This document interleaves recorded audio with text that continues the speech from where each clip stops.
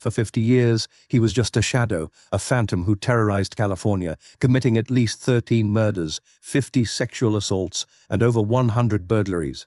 Then one day in 2018, detectives got a match, not from a fingerprint, not from an eyewitness, but from a family tree website. This is the unbelievable story of how the Golden State Killer, one of America's most notorious serial criminals, was finally caught 5 decades later. Imagine this. You commit dozens of violent crimes across a state. You taunt the police. You vanish. Years pass, decades. You start to think you got away with it. Then, out of nowhere, bam, you're arrested in your own kitchen, an old man in slippers because of a DNA ancestry test your distant cousin took. That's exactly what happened to Joseph James DeAngelo, the Golden State Killer. And it changed cold case investigations forever. Who was the Golden State Killer? In the 1970s and 80s, California was haunted by a monster. He'd break into homes at night, blindfold his victims, tie them up, and assault them. Sometime he'd come back years later to attack the same people again, just to prove he could. He'd steal souvenirs, jewelry, photos, and call his victims afterward to whisper threats. Police had no name, no face, just a nickname, the East Area Rapist, then the original Night Stalker, and finally the Golden State Killer. Then in 1986 he stopped. Completely, no more crimes, no more calls, just silence. Cases went cold. Detectives retired, families grieved without answers for 30 years. It seemed like he gotten away with it.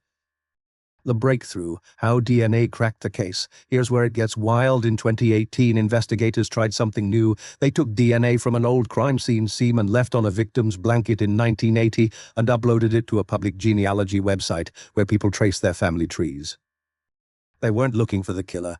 They were looking for his relatives. Think of it like this. If you and your third cousin both take a DNA test, the website can tell you're related. Police use that same science to build a family tree, and at the very end of one branch, a 72-year-old man named Joseph DeAngelo, a former cop, a father, a man who just happened to live near all the crimes and fit the killer's description perfectly. When they secretly collected his DNA from his car door handle, exact match. After 50 years, they'd finally found him. Why did it take so long? Back in the 70s, DNA testing didn't exist. Police had to rely on fingerprints, witness sketches, and shoe prints. By the time DNA technology caught up in the 90s, the killer had already stopped.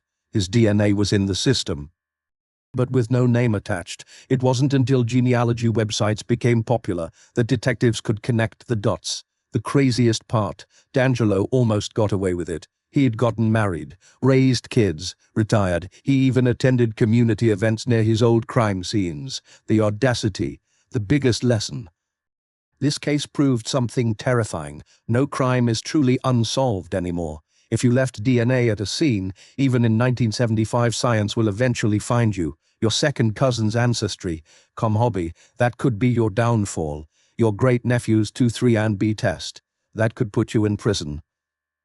It also means hundreds of cold cases might soon be cracked the same way. The Golden State Killer was just the beginning. So what do you think? Should police use family DNA to solve crimes, or is it an invasion of privacy? Let me know in the comments.